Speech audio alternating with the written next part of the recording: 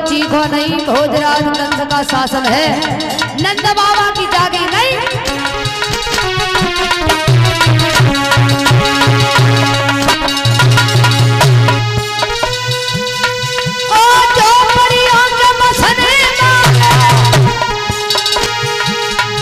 मथुरा में कभी अहीर नहीं,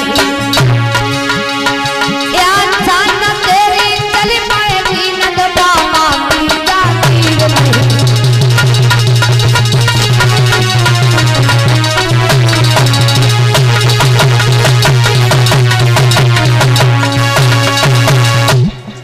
कहा यार नंद बाबा की जागी नहीं है। भगवान कन्हैया ने ताड़ से तमाचा दिया, धोबी जमीन पे गिर पड़ा और धोबी जो पोटलियों को लिए हुए थे फेंक फेंक करके भाग गए। अब ग्वाल वालों ने देखा वस्त्र बहुत सुंदर है।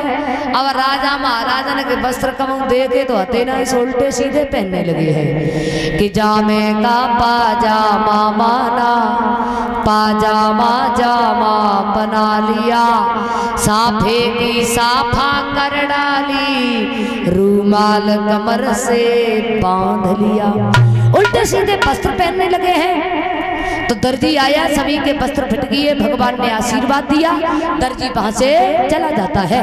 भगवान आगे बढ़े हैं तो क्या देखा कि सामने सुख देवी आ रही है। भगवान ने पूछा मृग नैनी पिकवैनी कहाँ जा रही हैं आप, कौन है? कहा कि मैं कंस की दासी हूँ, कंस के तिलक करने के लिए जा रही हूँ। अच्छा हमारे भी तिलक कर दोगी? बोले बिल्कुल। मनसुख बोले अच्छा बाके कोई छुए चना ना चबे गो, पास कह रो मृग नैनी पिकवैनी है, हमारे पास में ना आ जाए ना, एक ही ठूसा में 2 किलोमीटर की रेंज पकड़ेगी। क्योंकि कुबिजा 3 जगह से टेढ़ी थी, बड़ी ही क्रूपवान थी। बोले कोई बात नहीं, तिलक तो हम करवा रहे हैं। अब कुबिजा भगवान के माथे तक नहीं पहुंच पा रही है। तो भगवान कन्हैया ने कुबिजा के पैर को दबाया, थोड़ी से हाथ लगाया, जैसे ही झटका दिया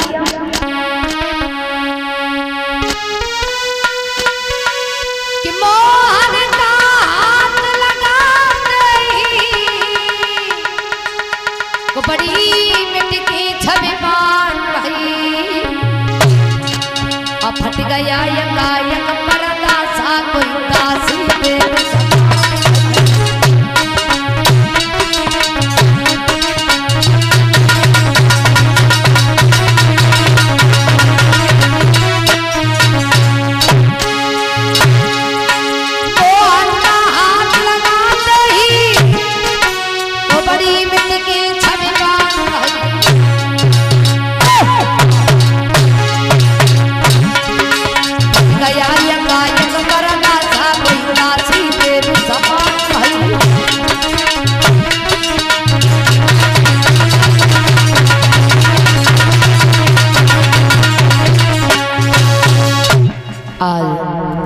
जैसे ही झटका दिया कुबिजा एकदम से देवी के समान सुंदर बन जाती है।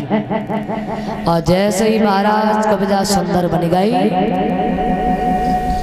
उसी समय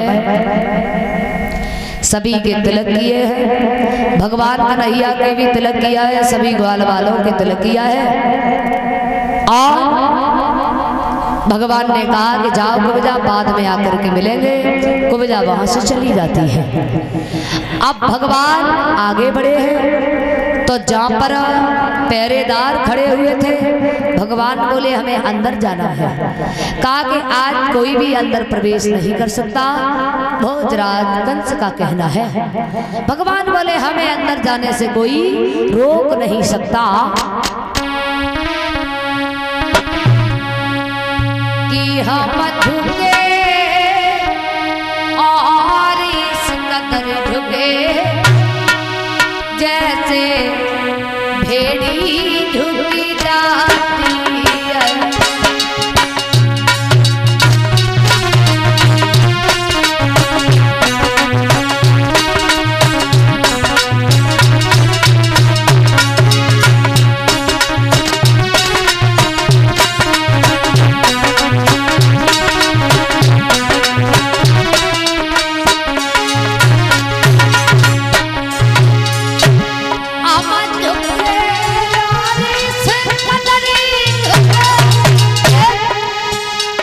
जैसे तेरी झुक जाती है हम भले तो ऐसे भले जैसे ज्वाला भराती है।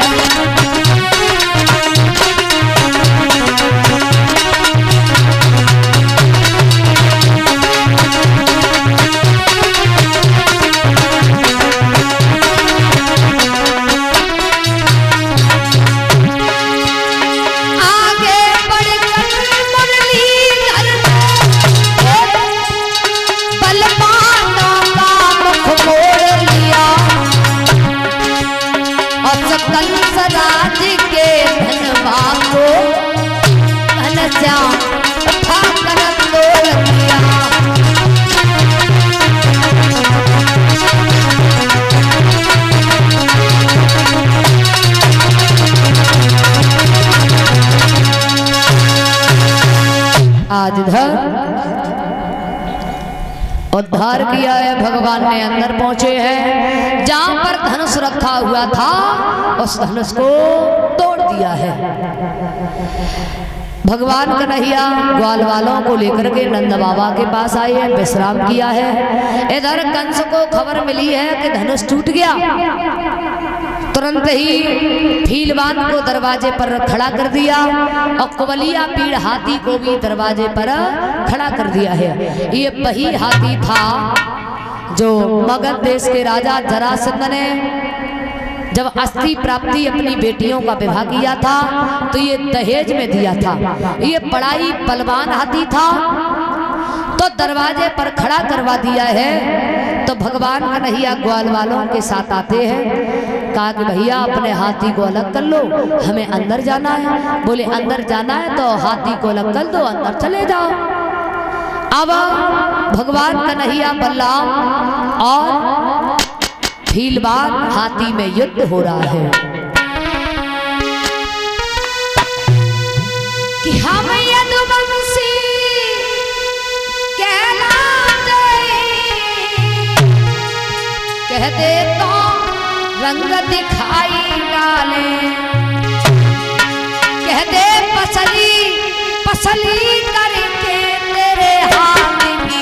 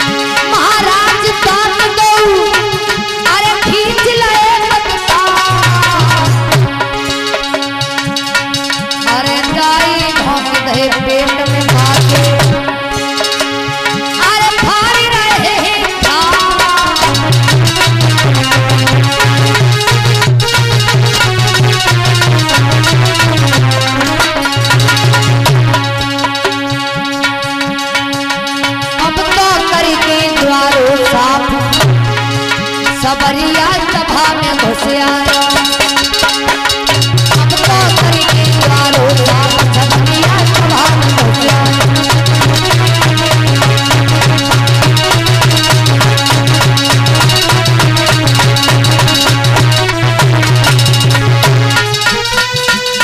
अरे सभा में घुस आया, सभा में घुस आया,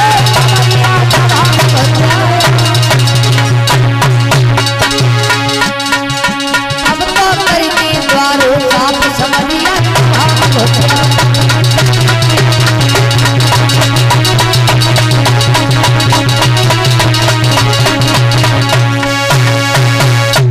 आज इधर उनका भी उद्धार किया है। भगवान अंदर पहुंचे हैं, संग चारूढ़ पहलवान खड़े हुए थे।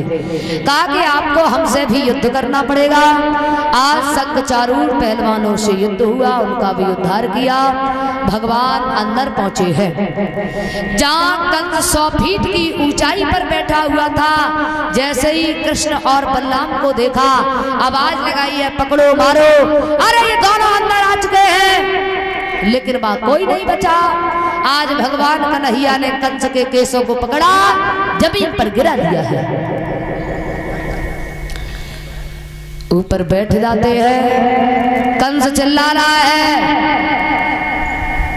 भगवान कन्हैया बोले हैं मामा, जब हम 5 दिन के थे तुमने पूतना को भेजा, एक नहीं अनेक राक्षस भेजे, अकासुर बकासुर तड़ावर्त केसी धेनुकासुर, लेकिन खेल ही खेल में हम सभी का वध करते रहे।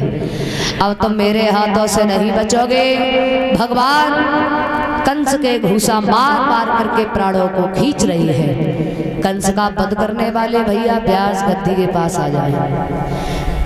कहा कि मेरी मैया देवकी, पिता वसुदेव को जेल में रखा, न जाने कितनी यातनाएं दी है, अब